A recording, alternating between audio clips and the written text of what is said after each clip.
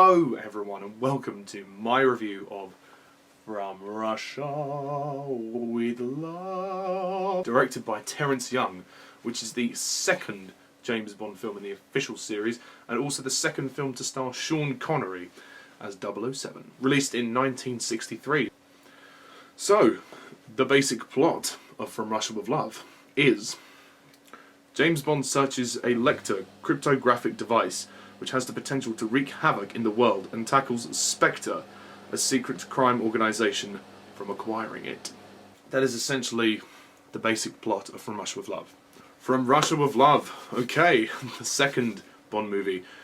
If you all saw, I did review Dr. No, the first film, and I liked it. I thought it was good. It was a good way to start the series. But in my opinion, From Russia with Love is an improvement. This movie is better than Dr. No, by quite some mile. Not to say that I didn't like Dr. No, of course I did, but I did find certain things in Dr. No to be kind of peculiar.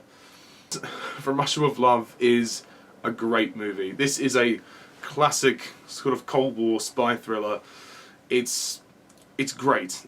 We're getting closer and closer to what the Bond movies are becoming, to that perfect formula that we will get in the next movie. I really like the story as well because not only is it a continuation after Dr. No, it actually introduces the idea of evil world organisations with the idea of Spectre wanting revenge for what happened to Dr. No, but also the idea that you know, that there is a force bigger than Bond out there. I mean, the setting, of course, is very nice. The fact that we do go to Russia, obviously, I mean, it's called From Russia with Love, of course, but it's much more of a kind of a conspiracy thriller sort of story, and I like that very much. It's certainly more intense. It's not quite as outlandish, I guess is the word to use, as Dr. No was. This movie has some genuinely tense moments. This is built on tension. I do have some minor criticisms with this movie. My only criticisms being that I do feel certain times the editing is a little bit all over the place. There are parts when James Bond is going into a hotel and they're still playing the Bond theme. Why? See, I don't understand that. It's strange. Very strange. Because, okay, for the first few beats I can understand that as he's approaching the hotel, but by the time he's just going in and examining everything in the room, you don't need to continue playing the theme.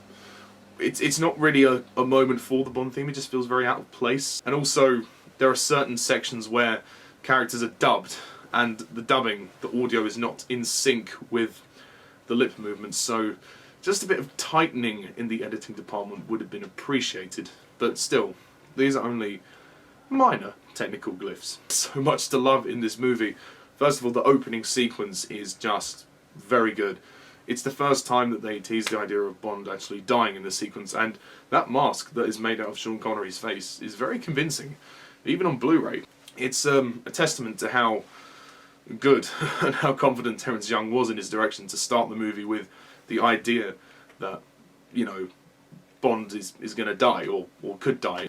But just the fact that they tease it so well, it really is just a tender hook. It's not like a big action-packed sequence, but it isn't the most action-heavy Bond movie. Most of the great stuff in it is built on tension. The moment when Red Grant strangles the guy wearing the mask is very intense.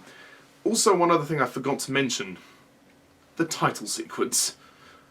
The title sequence for me, sadly, is one of the weaker aspects of this movie, and one of the weaker aspects of one of the weaker title sequences.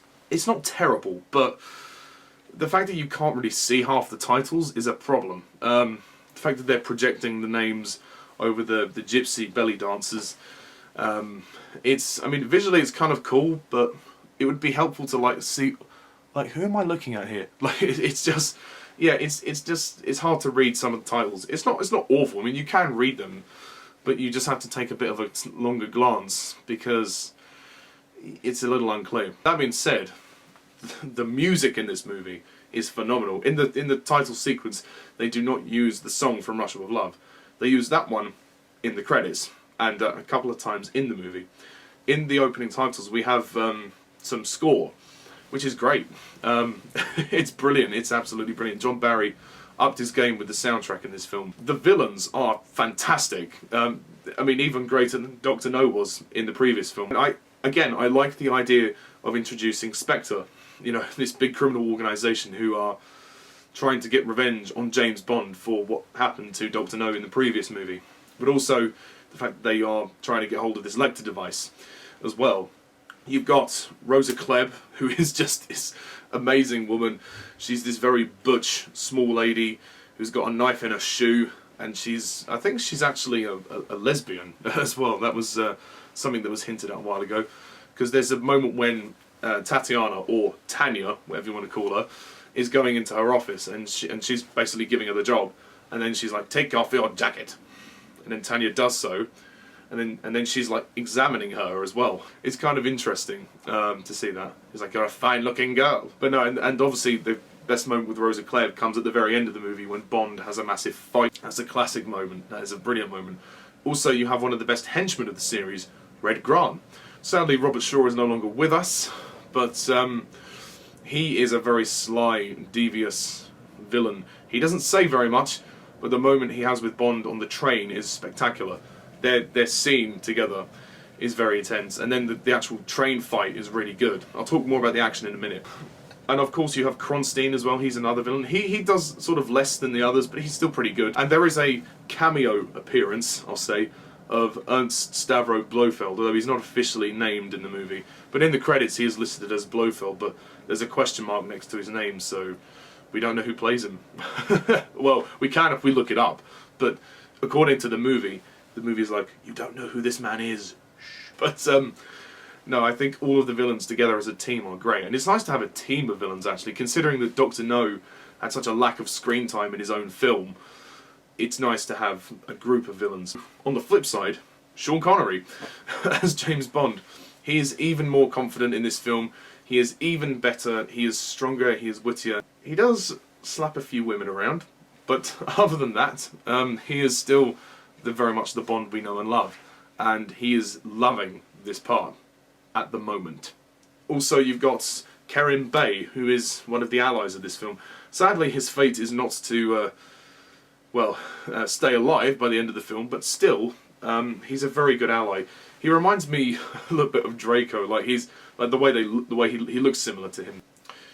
I like him. He's essentially kind of a Russian version of Felix Leiter, but he's a very good character. And there's that great moment when Bond has to mention to Kerim's son that his dad is dead. That's quite a powerful moment. The action scenes are phenomenal. Even more impressive than Dr. No. I mean, Dr. No didn't have a lot of action in the film. It spared most of its action until the third act, which I can understand. I mean, that's perfectly fine. But with this one, there's so many great scenes, like the opening scene, which I've talked about. My favourite one actually has to be the Gypsy campfight, which has a brilliant soundtrack. It has the dun dun dun dun dun dun dun dun.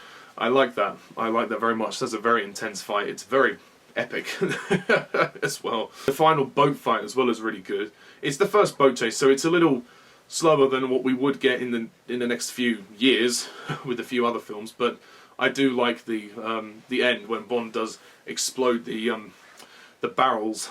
That's really impressive. Again, all the stuff on the train is fantastic. The scene when Bond and Tanya, I'm going to call her Tanya because it's easier. The scene when Bond and Tanya go and steal the Lecter device is also good, with that fake explosion. That's good. There's also some good one-liners. There's a moment when Bond and Kerim are shooting a guy coming out of this billboard, and he's coming out of this woman's mouth, shoots him, and then Bond says, "Oh, she should have kept her mouth shut." There's some more squishy ones when Bond meets Tanya in the bed scene, where, well, they call it the sex tape scene because it's being filmed, where she says that kind of cringy line of, "Oh, I don't think my mouth is big enough," and he's like, "It's a perfect fit, well, for me anyway." So yeah, it's a little bit squishy, that line, but still, I like the Bond girl Tanya in this film. She's good. She's not the sharpest tool in the shed, but I do think she's an engaging character. She's sort of caught between a rock and a hard place. I don't really know if it was necessary to make her fall in love with James Bond. I don't know if that was entirely necessary, but I guess it was to give the character some kind of conflict, because she obviously has her job, but then she falls for this guy, and it's kind of like, I don't know what happens there. Like, she could lose her life, not only her job, or she could be with this man who she loves, who could protect her. I mean, there's a scene when he does interrogate her, And she's like, "But I love you, James, I love you." Yeah, it's a little bit, meh, that scene. I'm not really convinced by that. I mean, there is chemistry, obviously, but I just don't believe that Bond would fall in love with her. I just don't believe he's in love with her. She's fallen for him, but he doesn't feel the same. He wants what he can get. But that being said, it is well acted. Also, one other thing I would say is the pacing of this movie is a tiny bit slow during the halfway point. It does pick up when they get on the train, and to the end it's fine. But there's a kind of mid-section after the gypsy fight until the train. It's a little teeny bit slow. Teeny bit. But it's better paced than Dr. No. The direction by Terence Young is also very good because he's much more confident. He has a lot more attention to detail. The performances are overall better, so he's really improved with his actors.